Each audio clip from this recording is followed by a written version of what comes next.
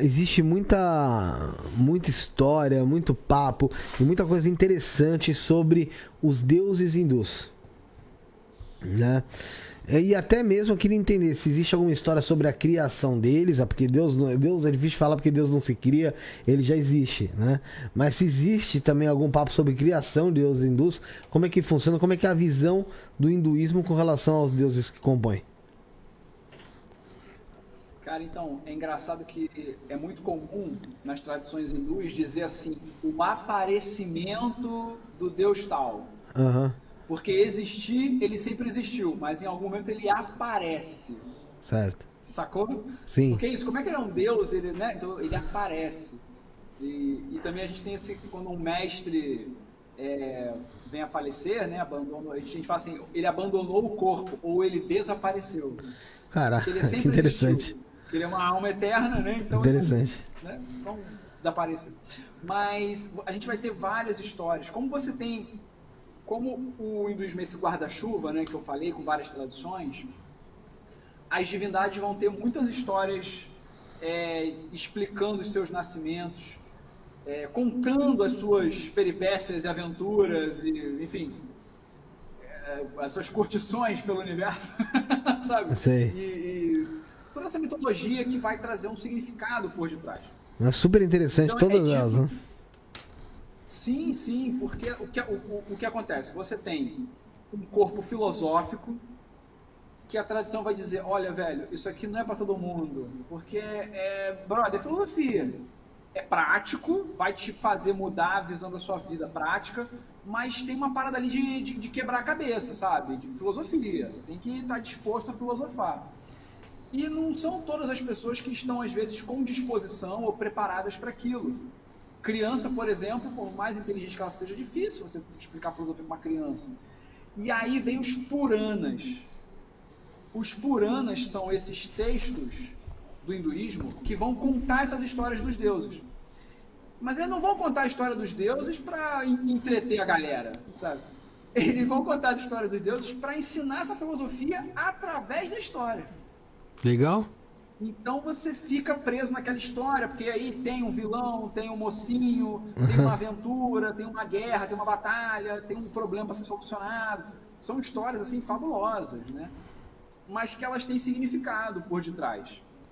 E aí o que eu sempre bato muito no meu canal, às vezes as pessoas, a maioria que gostam, algumas se incomodam, mas assim, o hinduísmo é uma religião, é um conjunto de religiões e de filosofias que tem muitos livros, de fato. Mas a tradição é oral. Não é uma tradição de livros. O livro, como a própria tradição diz, conta, né? O livro só passou a existir porque os sábios falaram assim, olha, daqui para frente, no futuro, a gente não vai ter memória para lembrar dessas escrituras, porque era tudo de cabeça, bicho. Até hoje os caras decoram. Livro de 700 páginas, o cara decora os versos todos. Pô, os caras também ficavam lá meditando não sei quanto tempo também, poxa, decora. Os caras são super humanos. Tá ligado? Mas isso é um negócio bacana por conta de filosofar mesmo, né, Caio? Porque filosofar desperta um negócio interessante que eu costumo falar muito, que é o senso crítico. Então você discernir ali, definir as coisas com seu próprio senso crítico é muito melhor do que qualquer imposição de um líder religioso, né? Cara, esse é um ponto importantíssimo para o hinduísmo de forma geral. Porque, como eu estava dizendo, né, você vai ter esses textos, mas o texto é para você guardar a tradição. Mas você tem que ter alguém que vai ler aquilo ali e vai saber o significado e o contexto daquilo ali para te explicar.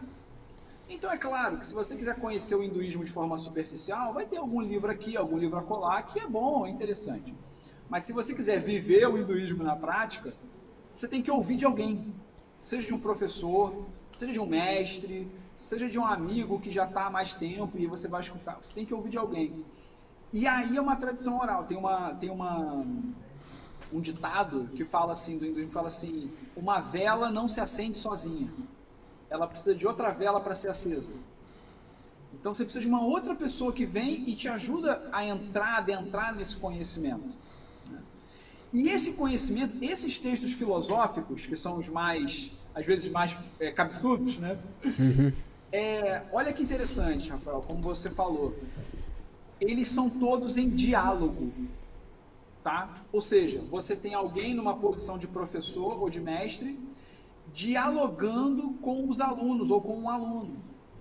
E aí esse aluno, ele não fica só sentado, você não tem assim, e assim disse o Senhor, e tá ali a lei. Você tem um mestre falando e um discípulo perguntando, mas espera aí, e tal coisa que você falou, não faz sentido, você pode voltar a repetir? Não, mas isso que você falou, eu não acho que é por aí, por que é assim e não é assado? Legal, interessante. E aí vai, os textos são assim, porque é muito importante que você entenda, você não pode fazer porque alguém mandou. Porque para ter peso, para ter, vamos dizer assim, se você fizer algo bom porque alguém mandou, só porque alguém disse, aquilo tem valor, de fato. Mas se você faz aquilo porque você entendeu que aquilo é bom para você e você entendeu a profundidade daquilo, o valor que aquilo vai ter, o resultado que aquilo vai ter é muito maior. Então vou dar um exemplo aqui, já vou trazer polêmica, porque a gente está muito calmo hoje. Quando o pessoal fala assim, eu quero ficar rico, canta um mantra para Ganesha. Aí a pessoa não tem uma tradição dentro de Ganesha, não entende direito quem é Ganesha, não sabe as histórias de Ganesha. A pessoa nem liga para o Ganesha. A primeira vez que liga para ele é para falar, oi Ganesha, me dá dinheiro. Você não criou nenhum relacionamento com ele, pô, nem me ofereceu uma nem... comidinha, um incenso. E aí, Ganesha, beleza? Somos brother? Já pensou? Acabei de conhecer vocês. Aí eu tenho o número aqui, tenho o Instagram do Rafael, tenho o Instagram do Felipe. Aí eu mando, pô, Felipe, faz um pix pra mim aí, na moral. Teve um que foi convidado e depois veio pra acompanhar outra pessoa que fez isso aí.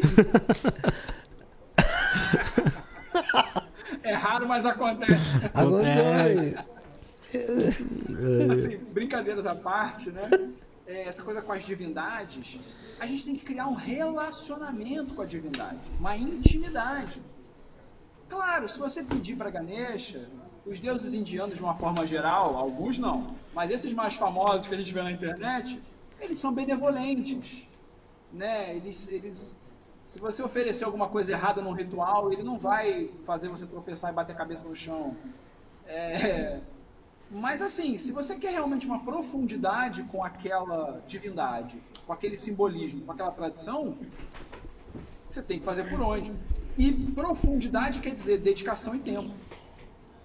É que a religião, né, Caio, ela é muito mais pra gente do que pro Deus ali, né? Pra quem ali você tá cultuando. Então acho que é muito mais você se alinhar, se equilibrar pra você atingir seus objetivos da forma ali, da filosofia que você tá seguindo, do que um pedido da divindade pra você, alguma coisa assim, né? Eu acho que, sei lá, eu acho que talvez até uma lei do universo que vai fazer você conseguir atingir suas coisas ali dessa forma, né? É muito interessante porque, assim, o hinduísmo não tem um livro base, assim, né, como a Bíblia ou o Alcorão. Como eu falei, são vários livros. Mas quando os colonizadores chegaram na Índia, falaram assim, qual é a Bíblia de vocês? Aí os indianos ficaram meio, pô, bicho, não tem, não. Tem uma biblioteca aqui, né? E aí, nessa, eles falaram, o Bhagavad Gita, que é conhecido no Ocidente, né, já é algo mais popular, né? E, de fato, é muito importante para todas as tradições hindus. E no Bhagavad Gita, no capítulo 7, Krishna, que é a divindade, está ali como mestre, né? Ele fala o seguinte, tem 4 tipos de pessoas que se aproximam de mim, que me buscam. O primeiro é o que busca, questões materiais. Então a pessoa que é isso, tô sem grana, preciso de uma casa, preciso de um carro, preciso de um trabalho, né?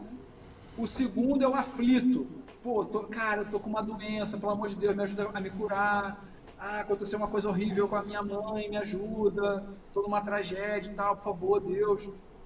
O terceiro é o inquisitivo. É o cara, será que Deus existe mesmo? Deus, se você existe, dá um sinal. Mas e aí, como é que é essa coisa de Deus?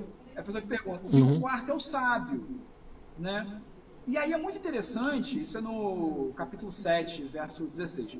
E aí Krishna vai falar assim, essas 4 pessoas que me buscam, todas são válidas. Eu atendo todas elas. Se você pedir, o divino, ele vai te atender, ele é benevolente, dentro do seu merecimento e dentro do que ele tem para te ensinar, ele vai te atender em alguma medida. Mas ele vai dizer, mas aí o aluno, Arjuna, vai perguntar, mas desses 4, qual que se aproxima de você mais rapidamente, melhor, de uma forma mais valorosa, assim, né? Qual desses 4 que vai se aproximar do divino de fato? O sábio. O sábio é aquele que me busca pelo simples fato de me buscar, e não porque ele precisa de alguma coisa. Embora ele possa pedir, eventualmente, mas ele não está criando um relacionamento comigo de interesse. De interesse, de troca. Exato. Ele entendeu o Sanatana Dharma, o Dharma eterno, que é se conectar com o que você é de verdade e se aproximar dessa divindade. Por quê? O que eu vou ganhar com isso? Não tem o que vai ganhar, é o que tem que ser feito. Isso é o Dharma, aquilo que tem que ser feito.